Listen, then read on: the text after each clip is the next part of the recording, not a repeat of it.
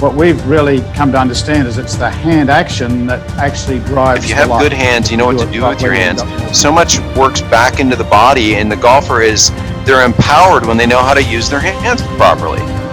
Gentlemen? Just a little bit, I'd like to talk a little bit about the benefit of clubhead last for the width of your arc in the swing. And I actually pulled a dime and a penny out from my American money out of my golf bag, along with a 5 cent.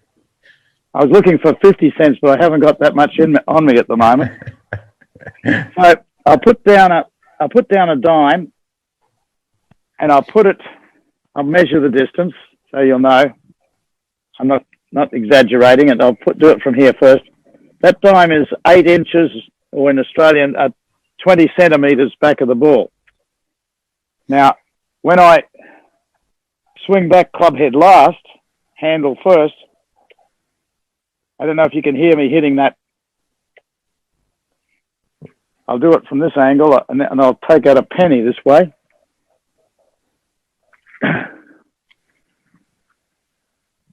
Now, just to show you, that's 8 inches, good 8 inches. Now, I always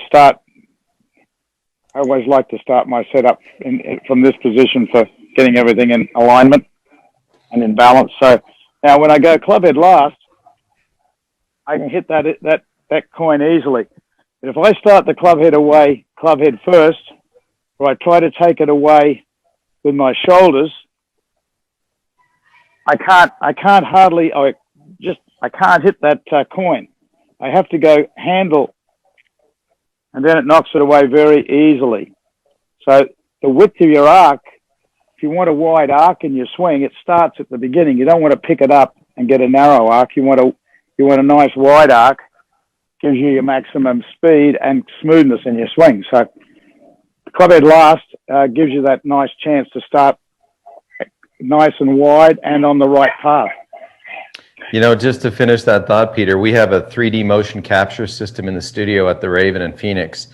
And so I'll have a student come in and make a swing with a 3D motion golf club, a marked up golf club. And to the person, a tour player, looks, I'd say 8 to 10 inches wider in the radius. I'm talking the same height tour player too. Like if you're 5'9", I'll match you up against somebody who's 5'9", like Rory McIlroy, or if you're 6'4", I might put you up against Henrik Stenson or somebody. But this width here, the sense of handle first, club head last, gives people the wider arc that allows them to have this sense of getting in position to be slightly narrower so that they can go to a nice full follow through before they go to a finish. So handle first to me is magic. If people can pick that up from this Q&A session and take that away, they're going to get better immediately. Yeah, that's super. This is such an important area. When you do, as you say, clubhead last and body, it basically gives the body a chance to go first going back. So guess what? The body has a chance to go first coming down. So you're getting in the right sequence.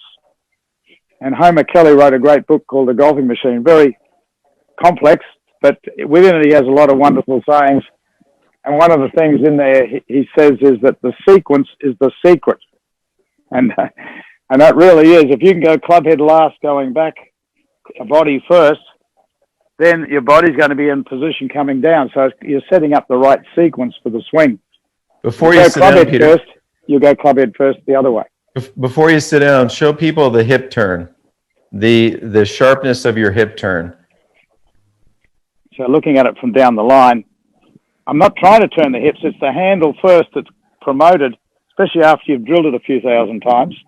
But it really, if I push, as soon as I leave the club, the end that's on the ground and I push, it's turning that away. So the hip is the effect of the way I use my hands. The hands control the hips. So, and when you turn nicely, you don't sway.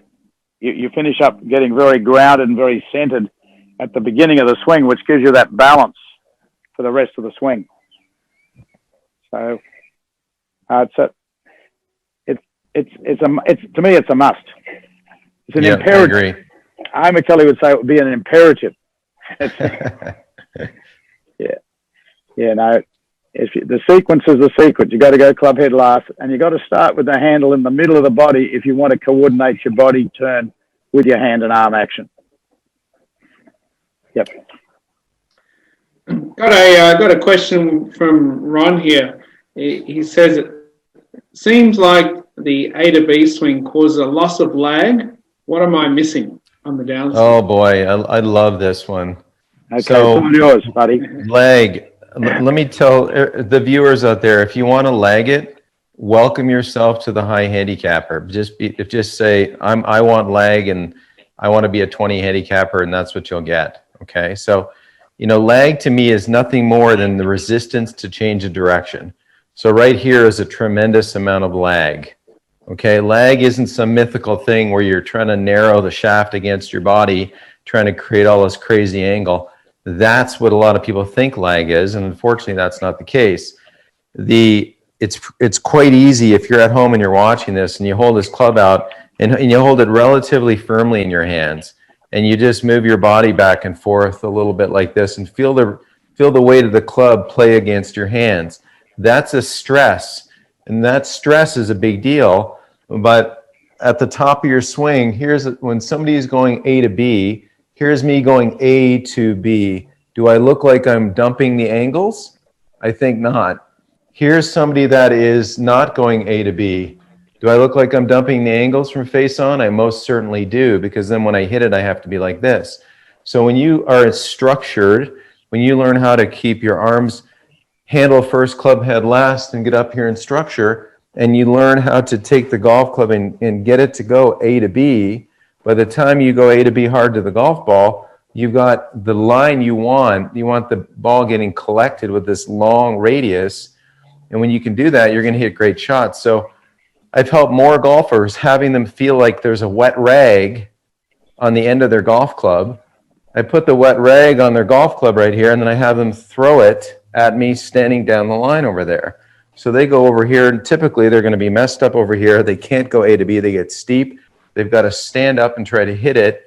But when I put a wet, drippy rag on the end of a club and have them throw it, they go, that can't be right, Martin. I say, yep, it is right. Just take it to the ball.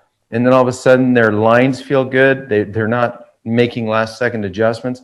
Trust me, trying to create lag is a disaster in golf.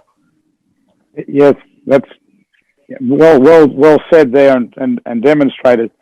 I've got the old bicycle flag here, and really the cause of lag, if you know the cause, then you just go after the cause.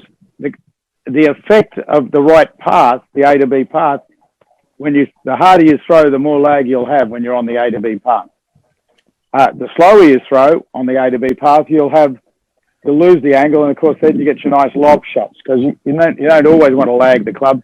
You want to sometimes play high soft shots, so you go slow and the angle comes out. But the cause of the late hit angle is the direction of the throw. And what Martin just said there, if I throw it in this direction, I get throwaway, and I can't get lag. But as soon as I throw A to B, the harder I throw A to B, the more this bicycle flag shows you that it demonstrates the lag. So if I look at it from this angle, if I throw what I call A to T, and a lot of people think they must go down the target line. So from up here, they're going out here. When I do that, I get throwaway big time. As I throw more A to B, now if I was to throw even further back behind and I didn't want to hit the golf ball, but I wanted tremendous lag, I'll get more lag. I won't hit the ball if I throw this way.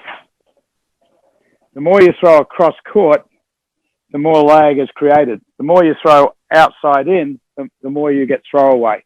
So that's why it's so valuable to train yourself to throw so the shaft goes in line with that arm, not out of line. So when it goes in line and you get in a good position A, lag is a natural, and you don't. It's an effect, not a cause. what we've really come to understand is it's the hand action that actually drives If you the have life. good